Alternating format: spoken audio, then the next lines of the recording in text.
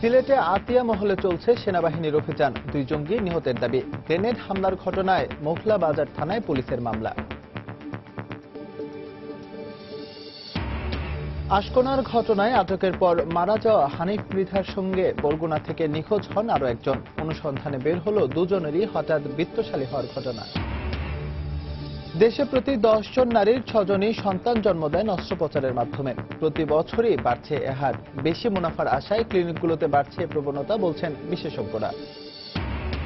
সারা দেশে প্রায় 25,000 মামলার চাপে দিশেহারা বিএনপি। মামলা সামলাতেই ব্যস্ত তৃণমূল ও কেন্দ্রীয় নেতারা। নির্বাচন থেকে সরিয়ে রাখার কৌশল, বলছেন শীর্ষ নেতারা। এবং আর একদিন পরে ইইউ থেকে বেরিয়ে যাওয়ার প্রক্রিয়া শুরু করছে যুক্তরাজ্য। চলছে বিরোধীদের বিক্ষোভ। অভিবাসীদের উপর ব্রেক্সিটের প্রভাব পড়ার আশঙ্কা।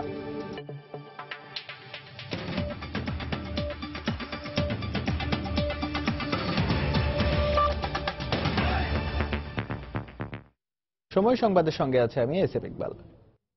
সিলেটে জঙ্গি আস্তানা আতিয়া মহলে 48 ঘন্টারও বেশি সময় ধরে চলছে সেনাবাহিনীর অভিযান অপারেশন টুয়ালাইট।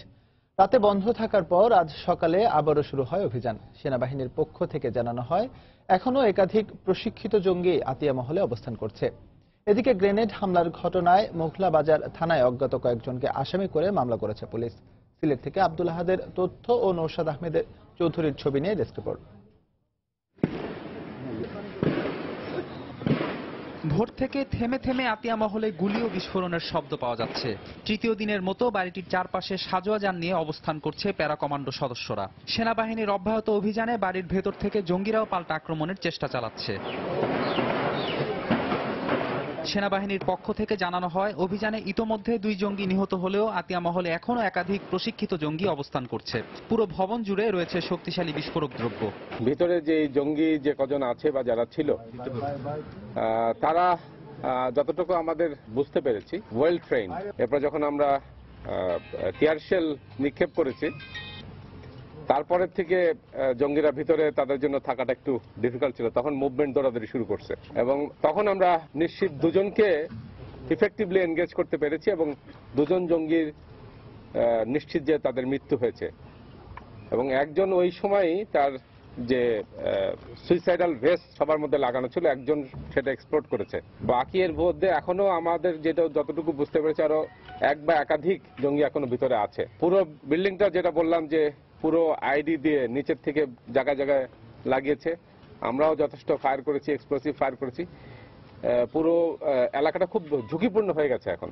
শনিবার রাতে পাঠানপাড়ায় 2 দফা গ্রেনেড বিস্ফোরণে 43 জন আহত হন। আহতদের মধ্যে 35 জন সিলেট ওসমানী মেডিকেল কলেজ হাসপাতালে চিকিৎসাধীন আছে। এদিকে ময়নাতদন্ত সম্পন্ন হয়েছে বিস্ফোরণের ঘটনায় নিহত 6 জনের। আমাদের সদস্য 2 জন মারা গিয়েছেন। তাদের ব্যাপারে আমাদের পুলিশের পক্ষ থেকে যা যা করণীয়, বাংলাদেশ সরকারের পক্ষ থেকে যা যা করণীয়, সমস্ত সর্বরকম সহায়তা তাদের দেওয়া হবে, তাদের পরিবারকে দেওয়া হবে।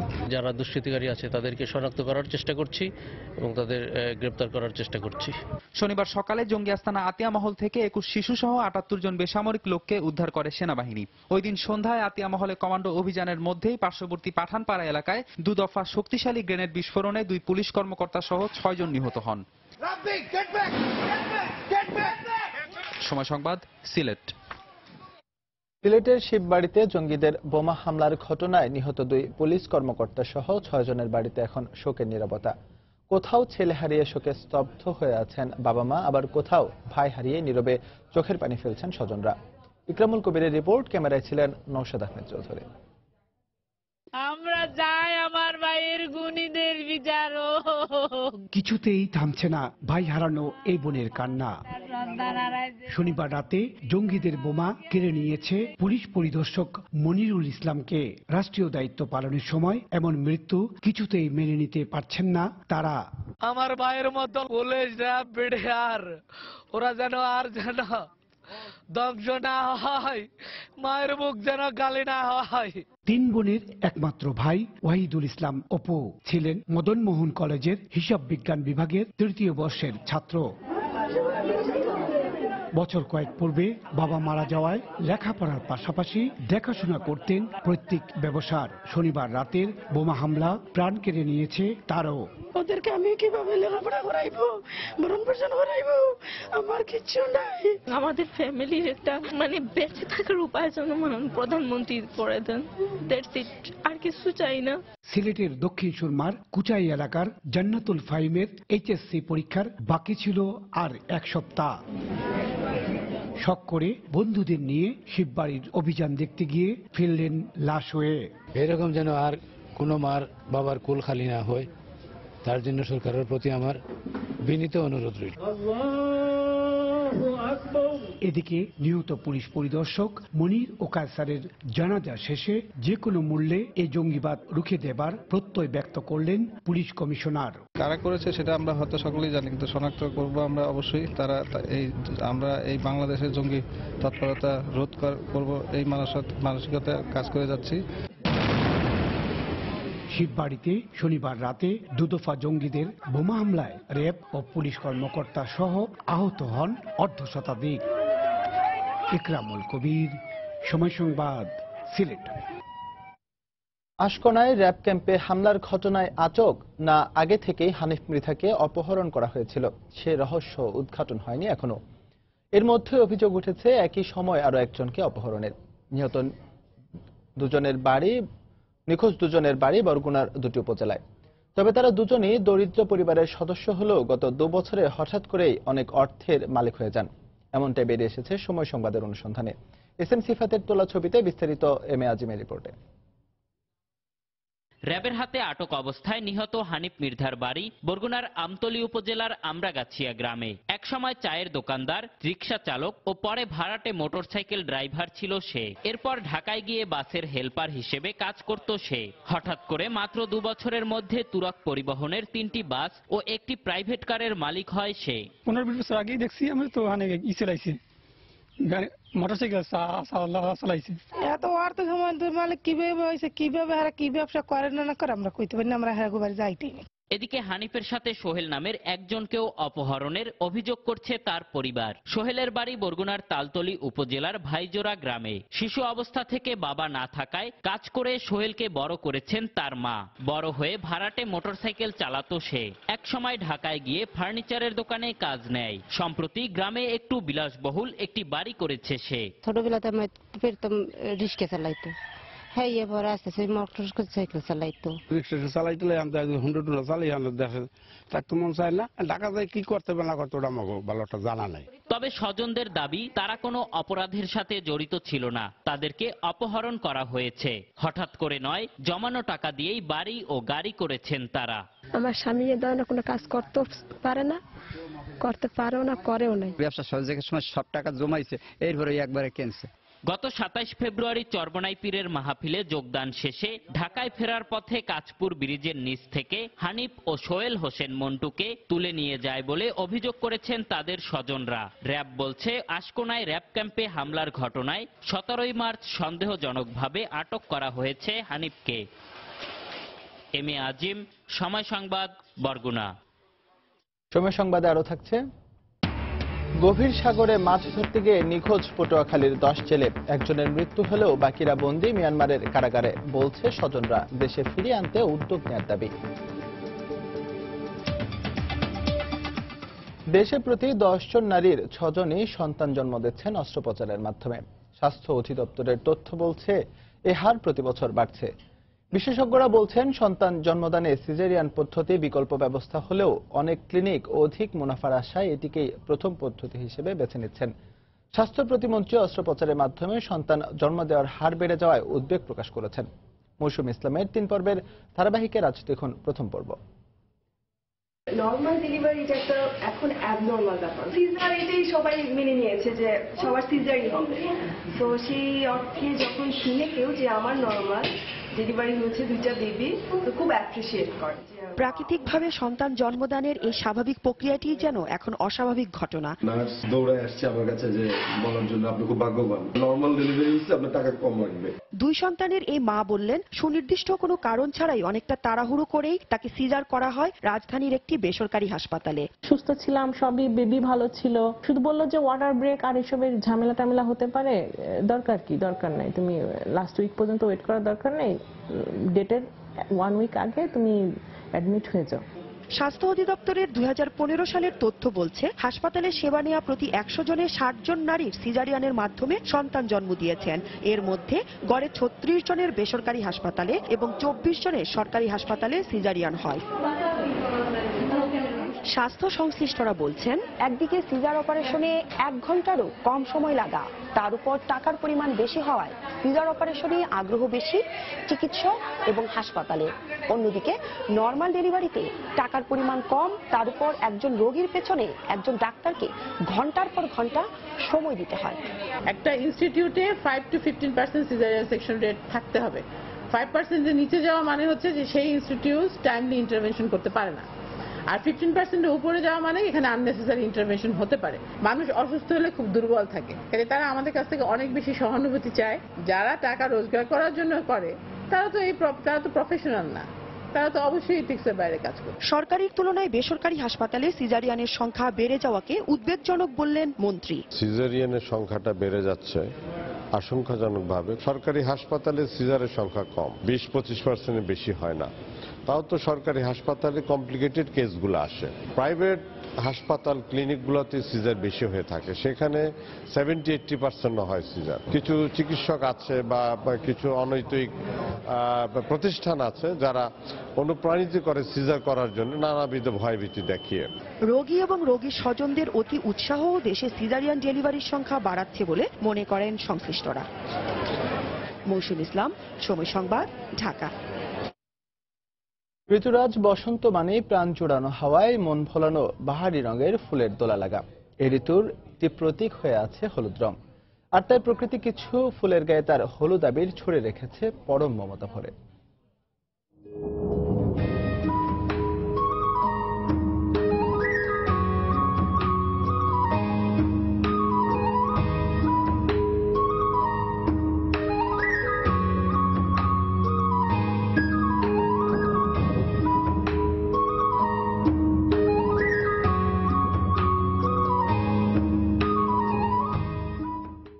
ঢাকা বিশ্ববিদ্যালয়ের চারুকলা প্রাঙ্গণের কয়েকটি গাছে ফুটেছে এমন কিছু ব্যতিক্রমী ফুল, যা দেশে বিরল প্রজাতিরও বটে।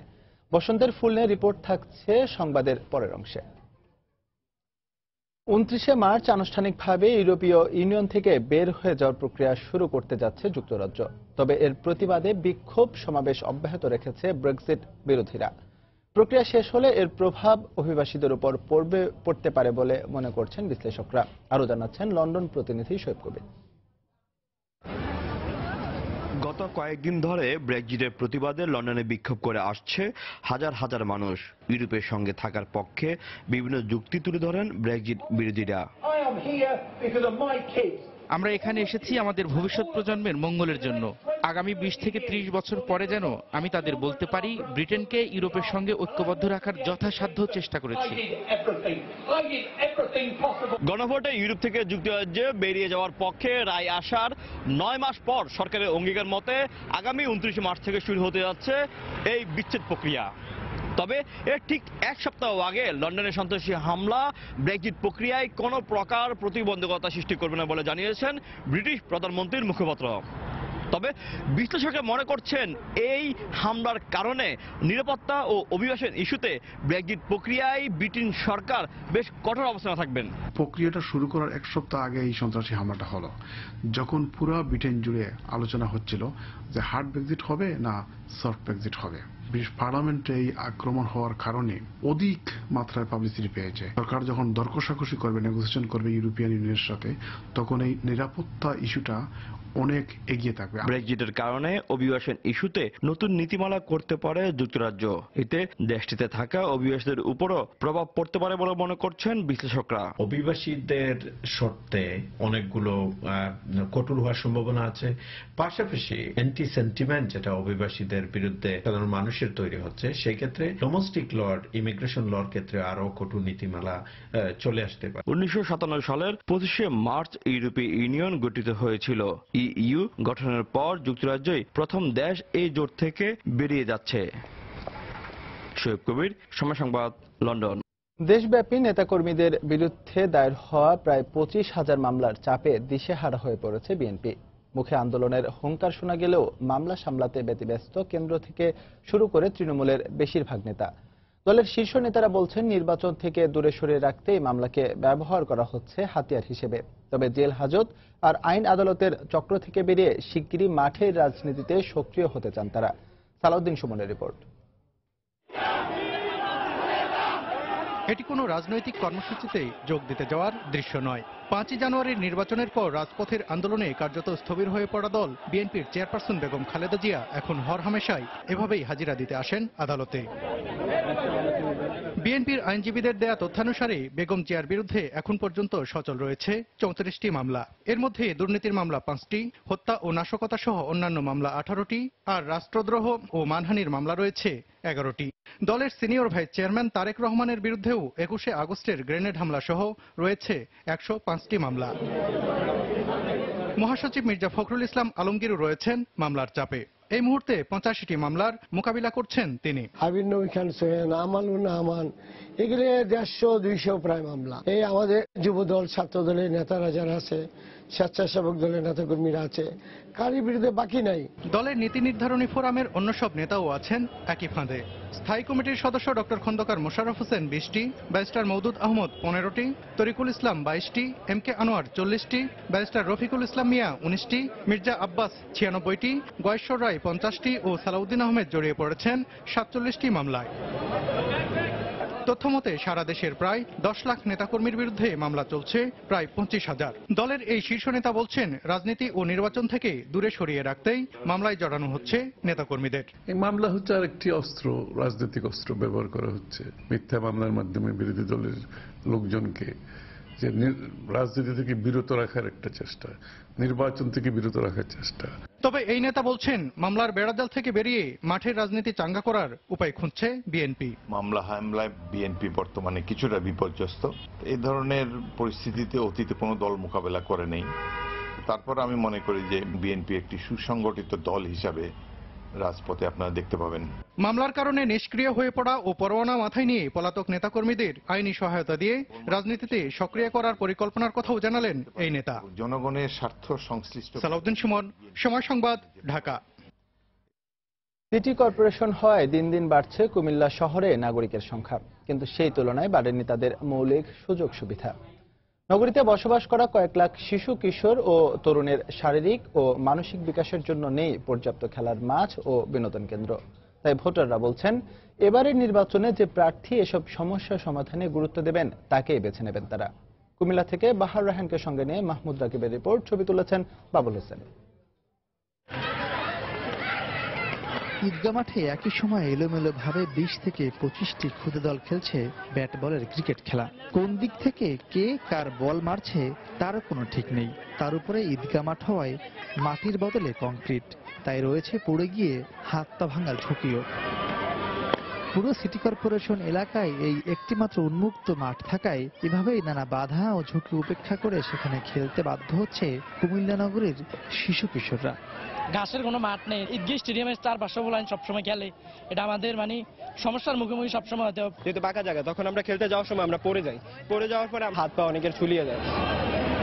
5 লাখ নাগরিক বসবাসের এ কুমিল্লা শহরে সিটি কর্পোরেশনের অধীনে বিনোদনের জন্য একটি মাত্র পার্ক থাকলেও বয়স্কদের জন্য নেই হাঁটার পর্যাপ্ত জায়গা। তাই ভোটাররা বলছেন এসব বিবেচনা করেই এবার তারা ভোট কেন্দ্রে যাবেন। কুমিল্লা সিটির মধ্যে শুধু পার্কে আছে, অন্য কোনো জায়গা নেই ঘোরার মতো। তার একটা পার্ক চাই, খেলাধুলা তেমন পরিবেশ নেই, আড্ডা দিতে পারি না, মাঠ চাই। সভা সমাবেশ বা গাড়ি পার্কিং আবিজাবি যে এখানে রাখা আছে চায়ের দোকান বা এগুলোর কারণে আমরা এখানে পর্যাপ্ত জায়গা পাই না খেলার জন্য। নূরজাহান ইকো পার্ক যেটা, ওইটাতেও গেলে এমন পরিবেশ ফ্যামিলি মেম্বার নিয়ে যাওয়া সম্ভবই হয় না। নির্বাচিত করবো ধরনের প্রার্থী চাচ্ছে যারা আমাদের জন্য বিনোদনের ব্যবস্থা করবে, আরো অনেক পার্ক করবে। যদিও নির্বাচনী ইশতেহারে মেয়র প্রার্থীরা বসবাসযোগ্য নগরী গড়ে তুলতে এসব বিষয়ে নানা প্রতিশ্রুতি দিয়েছেন, তবে তা বাস্তবায়ন নিয়ে শঙ্কা রয়েছে বিশেষজ্ঞদের মাঝে। তারা বলছেন নির্বাচিত জনপ্রতিনিধিরা খেলাধুলা ও বিনোদনের সুযোগ করে না দিতে পারলে জঙ্গিবাদ সহ নানা অপকর্মে জড়িয়ে পড়তে পারে ভবিষ্যৎ প্রজন্ম। মেয়র চাইলে একটা উদ্যোগ দিতে পারেন তরুণ প্রজন্মকে। আমরা যদি খারাপ পথ থেকে ফিরিয়ে আনতে চাই, বাঁচাতে চাই, তাহলে আমাদের এই কাজগুলি করতে হবে, সাংস্কৃতিক চর্চা করতে হবে। বিশ্লেষকরা বলছেন 30 মার্চের নির্বাচনে যেই মেয়র হিসেবে নির্বাচিত হন না কেন তাকে অন্যান্য কাজের সঙ্গে গুরুত্ব দিতে হবে নগরীতে একাধিক খেলার মাঠ, বিনোদন পার্ক ও সংস্কৃতি চর্চা কেন্দ্র স্থাপনের দিকে।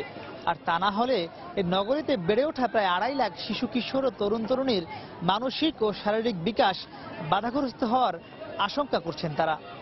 মাহমুদ রাকিব, সময় সংবাদ, কুমিল্লা। সময় সংবাদ আরো থাকছে। লন্ডনে সন্ত্রাসী হামলার পর উদ্বেগ উৎকণ্ঠায় ফ্রান্সে বসবাসরত প্রবাসী বাংলাদেশিরা। একের পর এক হামলার ঘটনায় আতঙ্ক।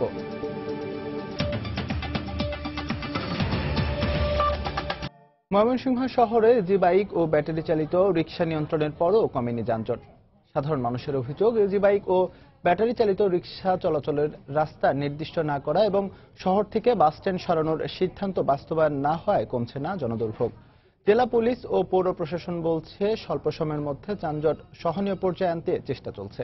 হোসেন আলীর ক্যামেরায় হারুনুর রশিদের রিপোর্ট।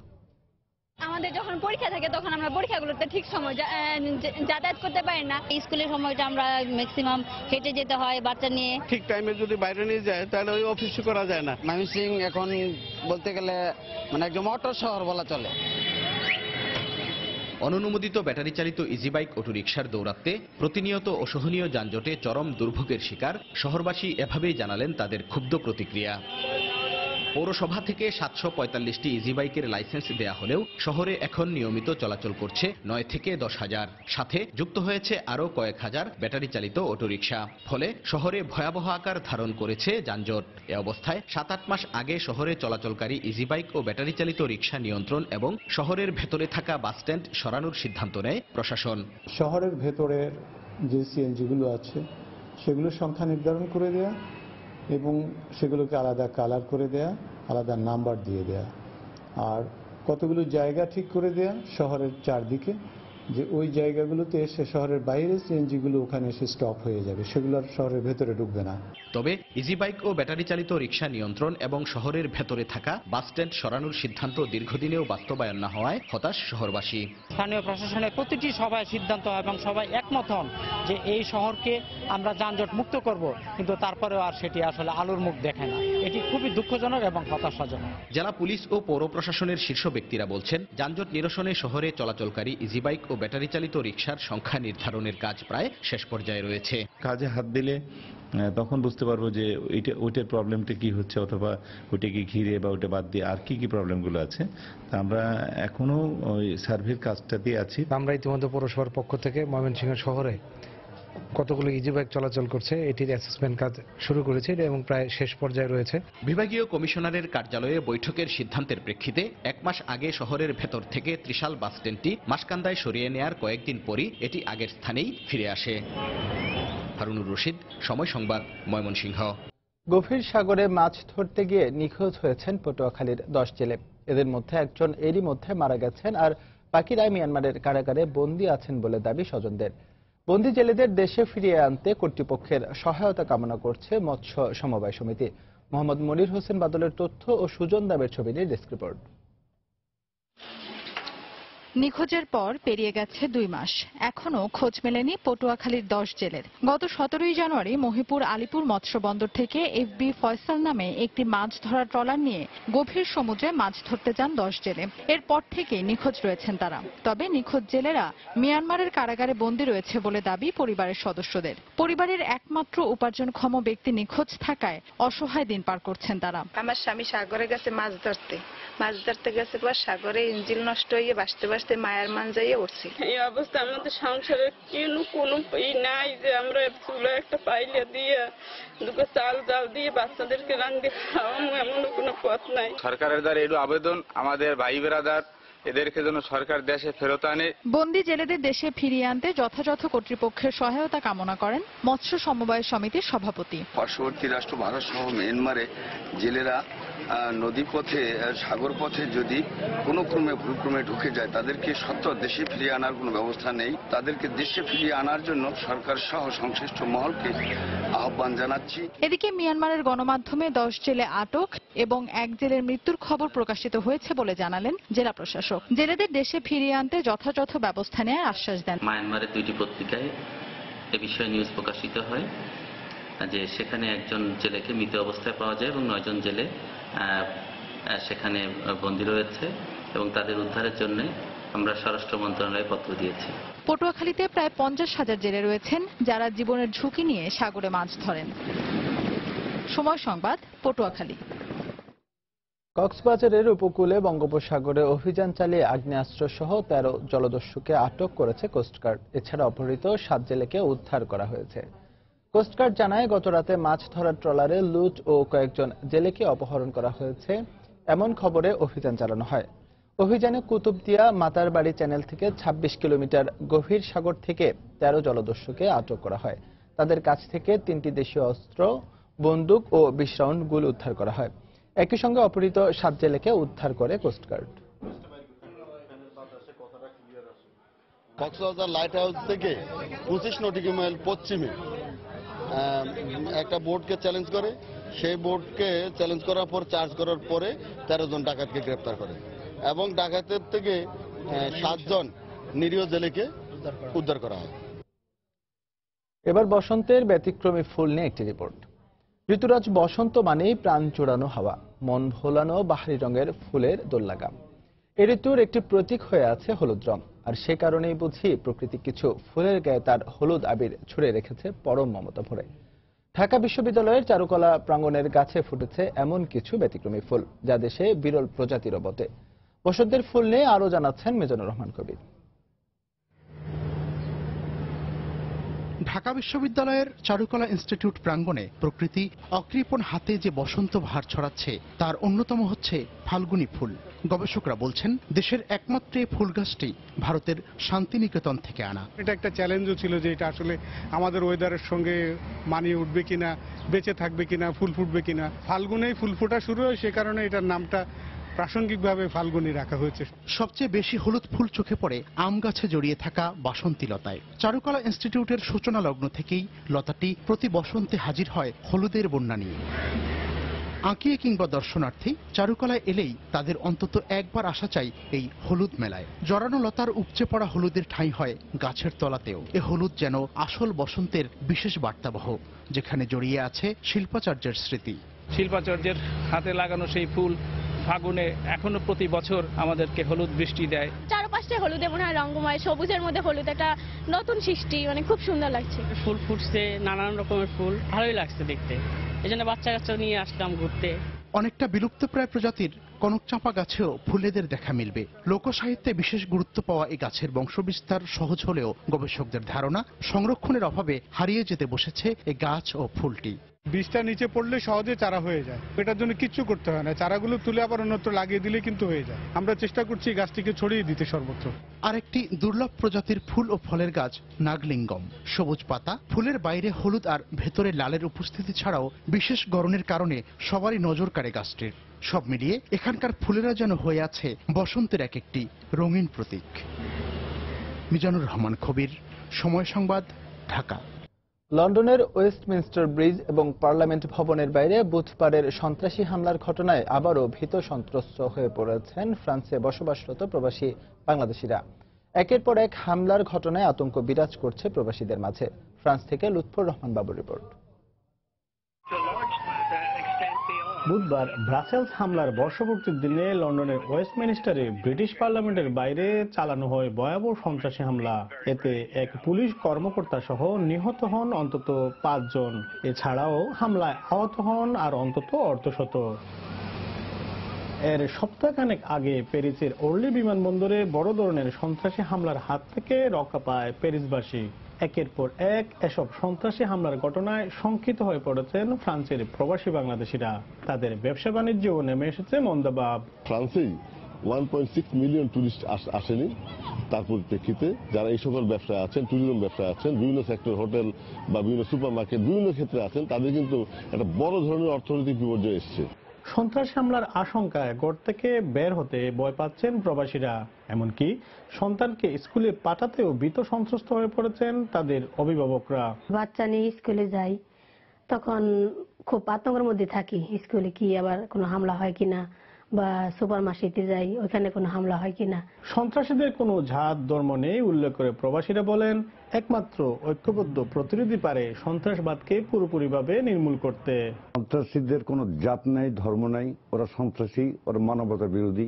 সেই পৃথিবী যেখানে যা সন্ত্রাসী করে ও সন্ত্রাসী থাকবে, আমরা ওদের প্রতিহত করবই সবভাবে মিলে। বিশ্বব্যাপী উগ্র সন্ত্রাসবাদের যে আগ্রাসন তা রুখে দিতে বিশ্ব নেতাদের আরো কঠোর হওয়া প্রয়োজন বলে মনে করছেন সংশ্লিষ্টরা। মোহাম্মদ লুৎফর বাবু, সময় সংবাদ, ফ্রান্স। ইমিগ্রেশনে মিথ্যা তথ্য দেওয়ার অভিযোগে ফ্লোরিডায় গ্রিন কার্ডধারী এক বাংলাদেশিকে 2 বছরের কারাদণ্ড দিয়েছেন যুক্তরাষ্ট্রের আদালত। Homeland security and immigration and customs এনফোর্সমেন্টের অনুসন্ধানে 65 বছর বয়সী বাংলাদেশি আলাউদ্দিন আহমেদ চৌধুরীর মিথ্যা তথ্য দেওয়ার ঘটনা বেরিয়ে আসে। ইমিগ্রেশন অ্যান্ড কাস্টমস এনফোর্সমেন্ট জানিয়েছে, আলাউদ্দিন আহমেদ 1993 সালে যুক্তরাষ্ট্রে প্রবেশ করে ভুয়া নাম এবং কাগজপত্র দাখিল করে রাজনৈতিক আশ্রয় প্রার্থনা করে। 1997 সালে ইমিগ্রেশন আদালত তার আবেদন বাতিল করে বহিষ্কারাদেশ দেয়। পরে 2006 সালে আগের তথ্য গোপন করে প্রকৃত নাম পরিচয়ে বাংলাদেশ থেকে ইমিগ্রেন্ট ভিসার জন্য আবেদন করে ভিসা নিয়ে যুক্তরাষ্ট্রে প্রবেশ করে। 2007 সালে গ্রিন কার্ড পান আলাউদ্দিন। পরে অনুসন্ধানে এসব তথ্য বেরিয়ে আসতে আলাউদ্দিনের বিরুদ্ধে মামলা করা হয়। এরই ধারাবাহিকতায় চলতি বছরের 14 মার্চ তাকে 2 বছরের কারাদণ্ডাদেশ দেয় আদালত। যুক্তরাষ্ট্রের ওহাইও অঙ্গরাজ্যের একটি নৈশ ক্লাবে গোলাগুলির ঘটনায় একজন নিহত এবং অন্তত 14 জন আহত হয়েছেন। রোববার মধ্যরাতে রাজ্যের সিনসিনাটি শহরের একটি নৈশ ক্লাবে এই ঘটনা ঘটে। আহতদের মধ্যে কয়েকজনের অবস্থা আশঙ্কাজনক বলে জানা গেছে। পুলিশ জানায়, গোলাগুলির ঘটনায় অজ্ঞাত অন্তত 2 বন্দুকধারী অংশ নেয়। তবে এই ঘটনায় এখন পর্যন্ত কাউকে গ্রেফতার করতে পারেনি পুলিশ। ঘটনার কারণ সম্পর্কে এখন পর্যন্ত কিছু জানা না গেলেও একে সন্ত্রাসী হামলা হিসেবে মনে করছে না পুলিশ। গোলাগুলির ঘটনার পর সেখানকার নিরাপত্তা ব্যবস্থা জোরদার করা হয়েছে।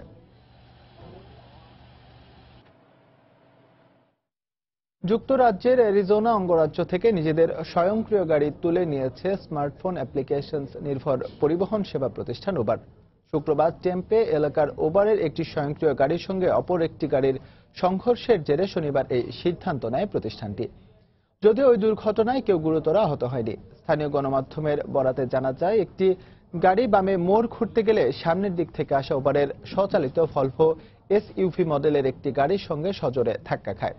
এতে 2টি গাড়ি বেশ ক্ষতিগ্রস্ত হয়। সময়মতো ব্রেক কষে এই দুর্ঘটনা এড়ানো যেত উল্লেখ করে উবারের মুখপাত্র বলেন, স্বচালিত গাড়িটি এক্ষেত্রে ব্যর্থ হয়েছে। চালকের আসনে নিয়মানুযায়ী একজন থাকলেও তিনি দ্রুত পদক্ষেপ নিতে পারেননি। দুর্ঘটনার প্রকৃত কারণ জানতে তদন্ত চলছে। ক্যালিফোর্নিয়া ও পেনসিলভেনিয়ার মতো অ্যারিজোনাতেও স্বয়ংক্রিয় গাড়ির পরীক্ষা চালিয়ে আসছিল উবার।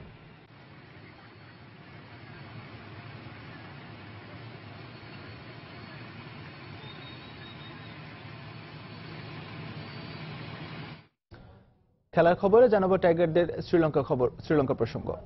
শ্রীলঙ্কার বিপক্ষে চলমান ওয়ানডে সিরিজ বাংলাদেশ 3-0 ব্যবধানে জিতলেও অবাক হওয়ার কিছুই নেই। সময় সংবাদে এমনটাই জানিয়েছেন স্বাগতিক দলের ম্যানেজার আসিঙ্কা কুরুসিংহে। বাংলাদেশ দলে অভিজ্ঞ অনেক ক্রিকেটার আছেন, সেদিক থেকে লঙ্কানদের চেয়ে এগিয়ে রয়েছে টাইগাররা। 3 ফরম্যাটেই বাংলাদেশ দল এখন অনেক শক্তিশালী বলেও মন্তব্য করেন তিনি। সালাউদ্দিন আল মামুনের ক্যামেরায় শ্রীলঙ্কা থেকে বিস্তারিত জানাচ্ছেন হুমায়ুন কবির রোজ।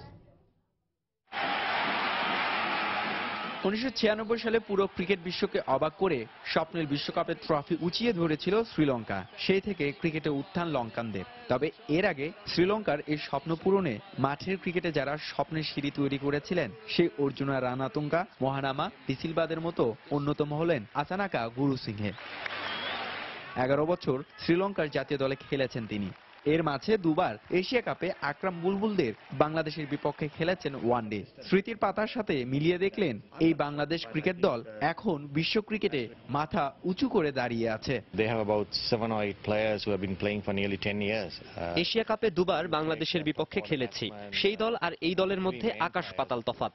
তখন তোমরা অপেক্ষা করতে আন্তর্জাতিক ম্যাচ খেলার জন্য, আর এখন আমাদের বিপক্ষে সিরিজ জয়ের হাতছানি। সত্যি তামিম, সাকিব, মুশফিকদের নিয়ে তোমাদের দলটা 3 ফরম্যাটেই পরিণত হচ্ছে। But Bangladesh is a good experience. স্মৃতির জগৎ থেকে বাস্তবতায় এলেন গুরুসিংহে। আছেন লঙ্কান দলের ম্যানেজারের দায়িত্বে। ডাম্বুলায় প্রথম ওয়ানডেতে বাংলাদেশের পারফরমেন্সে মন্ত্রমুগ্ধ তিনি। এমনকি টাইগারদের দাপুটে পারফরমেন্সে নিজ দলে বাজি ধরতে পারছেন না গুরুসিংহে। I'm not shocked, but I think দেখো, গল থেকে কলম্বো, এরপর ডাম্বুলায় বাংলাদেশ ধারাবাহিকভাবে দারুণ ক্রিকেট খেলছে। আমাদের সময় যে দল 200 রান করতে পারতো না, তারা 3 থেকে 350 রান করার ক্ষমতা রাখে এখন। বাংলাদেশ যেভাবে ক্রিকেট খেলছে তাতে করে ওদের আটকানোটাই কঠিন। 3-0 সিরিজ জিতলেও আমি অবাক হব না। বাংলাদেশের অভিজ্ঞ ক্রিকেটারদের সাথে তরুণদের পারফরমেন্সের ধারা ঠিক থাকলে গুরুসিংহে বিশ্বাস করেন 2019 বিশ্বকাপে নাকি বাংলাদেশ চমকে দিবে পুরো ক্রিকেট দুনিয়াকে। হুমায়ুন কবির রোজ, সময় সংবাদ, ডাম্বুলা, শ্রীলঙ্কা। এবার জানাবো পাকিস্তান ওয়েস্ট ইন্ডিজ টি-20 সিরিজের খবর। 4 ম্যাচ সিরিজের প্রথম টি-20তে স্বাগতিক ওয়েস্ট ইন্ডিজকে 6 উইকেটে হারিয়েছে পাকিস্তান। টস হেরে ব্যাট করতে নেমে নির্ধারিত 20 ওভারে 8 উইকেটে মাত্র 111 রান সংগ্রহ করে ক্যারিবীয়রা। জবাবে 4 উইকেট হারিয়ে জয়ের বন্দরে পৌঁছে যায় Pakistan.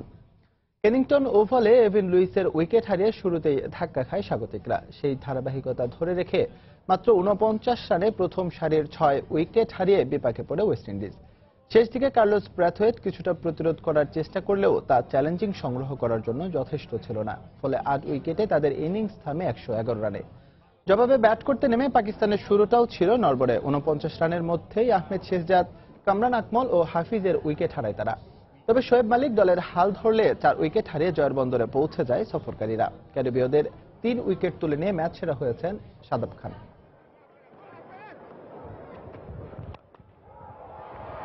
Nicely driven over cover for 4 from Kamran Akmal. Without loss. Too much width. Easy. Very easy for Kamran Akmal. It's a poor delivery from Narain. এ পর্যায়ে শীর্ষ সংবাদগুলো জানিয়ে দেব আরেকবার।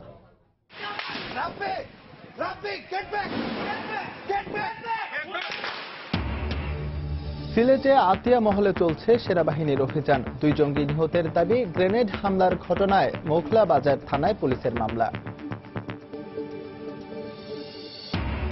আশকোনার ঘটনায় আটকের পর মারা যাওয়া হানিফ মৃধার সঙ্গে বরগুনা থেকে নিখোঁজ হন আরো একজন। অনুসন্ধানে বের হলো দুজনেরই হঠাৎ বিত্তশালী হওয়ার কাহিনী। দেশে প্রতি 10 জন নারীর 6 জনই সন্তান জন্ম দেন অস্ত্রোপচারের মাধ্যমে। প্রতি বছরই বাড়ছে এ হার। বেশি মুনাফার আশায় ক্লিনিকগুলোতে বাড়ছে প্রবণতা, বলছেন বিশেষজ্ঞরা। সারা দেশে প্রায় 25,000 মামলার চাপে দিশেহারা বিএনপি। মামলা সামলাতে ব্যস্ত তৃণমূল ও কেন্দ্রীয় নেতারা। নির্বাচন থেকে সরিয়ে রাখার কৌশল, বলছেন শীর্ষ নেতারা। এবং আর একদিন পরই ইইউ থেকে বেরিয়ে যাওয়ার প্রক্রিয়া শুরু করছে যুক্তরাজ্য। চলছে বিরোধীদের বিক্ষোভ। অভিবাসীদের উপর ব্রেক্সিটের প্রভাব পড়ার আশঙ্কা। এই ছিল এখনকার মতো। যে কোনো খবর পেতে ভিজিট করুন সময়নিউজ.টিভি। যে কোনো বাংলা লিংক ও রবি নম্বর থেকে সময় সংবাদের খবর, অনুষ্ঠান সম্পর্কে জানতে এবং যে কোনো তথ্য সময় সংবাদকে জানাতে ডায়াল করুন 16242 নম্বরে। এছাড়া এইমাত্র পাওয়া খবর মোবাইল ফোনে পেতে SMS করুন *BN লিখে পাঠিয়ে দিন 16242 নম্বরে। সঙ্গে থাকুন সময়।